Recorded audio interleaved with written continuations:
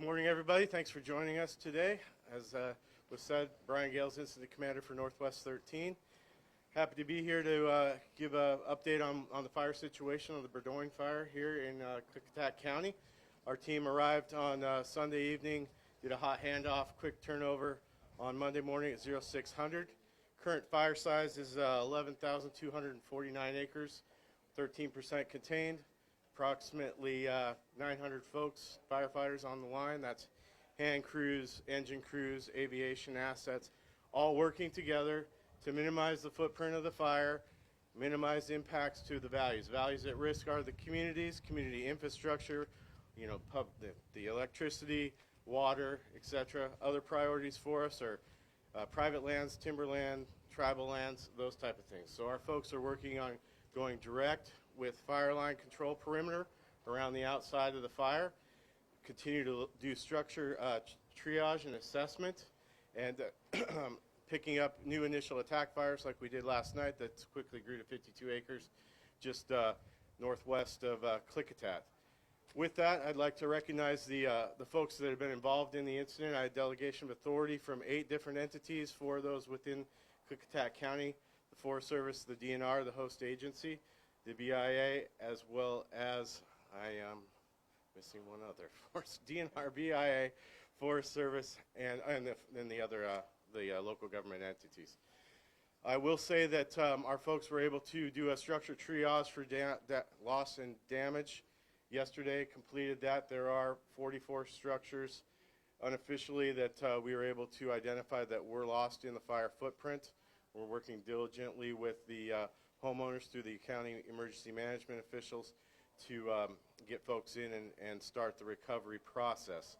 The Sheriff's Office, Klickitat County Sheriff's Office, has been instrumental in helping us with evacuations, with working with the public, with keeping people out of the fire environment.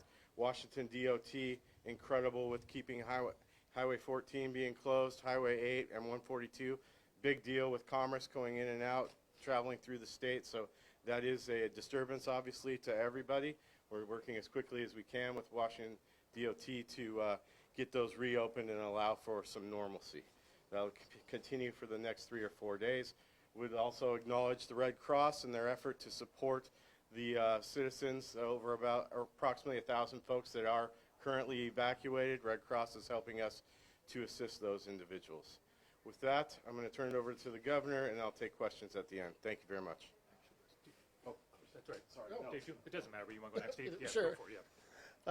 Good morning. My name is Dave Upthegrove, Washington State Commissioner of Public Lands, and in this role I have the responsibility of leading the agency that oversees wildfire prevention and response here in Washington State. I'm here first and foremost to uplift and express my gratitude to the folks who are out there on the fire lines and leading this incident command. This is a DNR fire, but the work that's being done is multi-jurisdictional, and I want to thank the Brian Gales and the whole incident command team, as well as the folks who did the initial attack. There's a lot of partners working really hard, from the leadership at the Department of Natural Resources, and we have with us today our State Forester, George Geisler. We have our Wildfire Division Manager, Russ Lane, and our Region Manager, Scott McFarland, all on site today. The work these folks are doing is truly heroic. I think there's about 900 folks, maybe a quarter of those on the lines out there are from the State Department of Natural Resources. The Department of Natural Resources also is providing critical aviation support to this incident and are proud to do so. I think it's important for us to see these workers, recognize them, both the firefighters from all of the jurisdictions, as well as the support staff that make this all possible. And I know on behalf of the people of the state of Washington, we say thank you for the hard work they're doing. The other thing I'd like to talk about a little bit is the importance of prevention. We know that about 90% of wildfires in Washington state are human caused. And that means we all have a role to play to try to keep fires like this from happening in the first place. That means making sure your campfires are out cold to the touch. It means making sure that you aren't dragging cables behind your chains behind your vehicles that can spark, and to be careful and safe to make sure we reduce the impact of human activity that causes these fires. We also make critical investments in the state of Washington that help prevent and reduce the spread of these fires. The legislature has made investments in past years that allowed us to have these aviation equipment. We also have invested $500,000 in recent years creating fire lines around White Salmon, fuels reduction, and fire breaks. And this prevention and preparedness funding keeps us safe. It's a core function of government public safety. And we're going to be okay this year with wildfire response. But due to some painful cuts from the state legislature, if next year's supplemental budget does not restore some of that funding, we're going to see more fires like this, and they're going to be larger, and they're going to cost the taxpayers a lot more money in the back end. So as we reflect upon the ongoing challenges we're facing in responding and soon recovering to this fire, it's a good time to think about the importance of prevention and preparedness as well. We are really honored today to host the Governor of the state of Washington. I think your commitment to coming here shows that you're committed to the entire state, and we value the Emergency Management Division, and this is an all-hands response. Our response has been strong. The work that's being done by the leaders on the ground has been effective, and we really appreciate the Governor being here. It's my honor to introduce the Governor of the state of Washington, Bob Ferguson. Thanks, Dave. Appreciate it. Thank you very much. Thanks so much, Dave. Thanks to all of you for being here. First, I want to say, Brian mentioned we'll be having Brian come back up to help answer questions, of course, with the team. But obviously, a number of Washingtonians have been really impacted by this fire, and so our hearts go out to them. We so deeply appreciate everybody who's helping those individuals. I think, Brian, you mentioned the Red Cross, for example, and many other volunteers and support staff who are just trying to make things as comfortable as possible for those Washingtonians who are under a lot of stress right now, and some facing some loss. And so we're very mindful of that. Number two, everybody here who's fighting this fire, we're just so deeply appreciative of the work that they do, the long hours they're putting in, the very difficult terrain that they're operating under. It's so deeply appreciated from the first moments the fire started to local folks, volunteers out there, and additional resources coming in, really from all around the country, is deeply appreciated. So, on behalf of the state of Washington, we just so appreciate those individuals and their sacrifice and their bravery in going out there to fight this fire. The only other thing I'll add, I think, is we had the chance to get a briefing, pretty detailed briefing, from the folks here who are leading the response, and it's my first summer as a governor, okay? So my first time at a location like this, and so, truly to see the level of coordination, the level of organization, the level of partnership, I'm not surprised, but I would want Washingtonians to know it's deeply reassuring to me as a governor to see that. Again, not surprised at the professionalism, but it's impressive.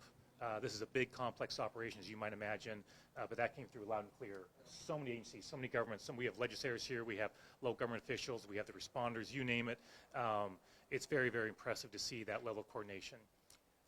One of the questions I asked was, hey, is there more that we can provide as a state to help on the resources? And it sounds like at this time that they've got what they need, but obviously we're very mindful of that. We're in continuous conversation around that just to make sure they have all the resources they need. We appreciate that recent investments from the legislature are helping in responding to fire right now. But this is a reminder, as Dave said, of the need for those resources, and they're truly making a big difference right now as we understand it from the experts here on the ground. So it's a privilege to be here to interact and hear from the folks who are doing the hard work, protecting our communities, and it's just really, really deeply appreciated. So, Brian, we're going to have you come back up, and I know we have other folks. Feel free to come up if you're going to be helping with questions. Don't be shy, right? We've got a number of folks come back up. Well, Dave, one more from you, but feel free to come on up. As he comes up, he noted we do have some other leaders with us, and we're really honored to be joined by Senator Harris and Representative Stevie, your local legislators who've been attentive and responsive, and you're fortunate to have experienced, strong local leaders here as well. All right, you got me back. I would start off with, when John and I come in, our ops chief, John Spencer right here, we really look at relationships, organize, stabilize, and control. And we work through all the local entities, all the agencies that are responding to provide a strategic plan for minimizing the footprint and values at risk, threat to values at risk. So with that, questions? Your port is right across the river. How is that relationship going? What kind of resources are you getting? How is it working out? You bet. We get resources through the nationally.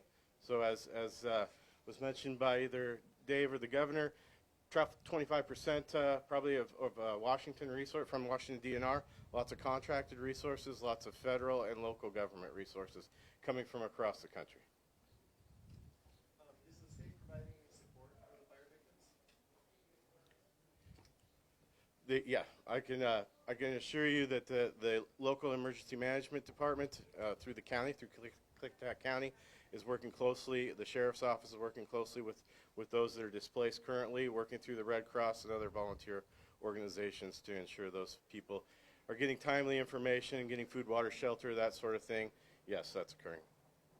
For the governor, we can't go to any of these press conferences without federal budget being brought up. Right. Federal resources. Yes. Are you getting any help? Is there anything coming that way? Are you being shorted? Anything on that? So we were working with the federal government, have a request in, so those conversations are ongoing right now as we assess the total amount that's impacted from a budget standpoint. But yes, those conversations are going on. If others have more details, happy to share that. But so far at this point, everything's been good on that side, and we hope that continues. And to your point, look, what's going on here isn't about politics, right? We just all get together, come together, help address the situation, help the Washingtonians who are impacted, fight this fire, get it resolved. And everything I'm seeing so far, and I want to be clear on every level, from the local government to the state to the federal, so far what I'm hearing has all been very, very positive. I deeply appreciate that. What's been the biggest challenge of fighting this fire thus far, and what's the biggest challenge that remains in terms of increasing containment? I'm going to let our operations section chief, John, speak to some of those details. And can you use your name and spelling? Yeah, my name is John Spencer, and I'm the Operations Section Chief for Team 13. And as far as the biggest challenges, it seems like it's a broken record when I go to fire to fire to fire, and that is steep, rugged, rocky terrain, dry fuel conditions, and then the weather. And tonight we're already expecting almost gust up to 35 miles an hour that will test our lines. And so just the alignment of all that, the conditions of our forest, have all played into that hand. With these fast-moving fires are difficult to stop and control, but a lot of great efforts. And I want to rehash what was said earlier. The aviation assets from the State Department of Natural Resources, in my experience, I'm a federal employee, but that cooperating agreements that we have set up throughout the state with all of our regional areas has been dramatic. That aviation support on this fire and others that I've been on has been fantastic in the last 2 to 3 years that has helped us catch a lot of these fires. I would like to add one thing to what John just said. You know, the 900 firefighters that I spoke to, those men and women, they are taking a great deal of short-term risk to go after this fire direct in those tough areas so that we don't have long-duration exposure to firefighters, to the community, etc.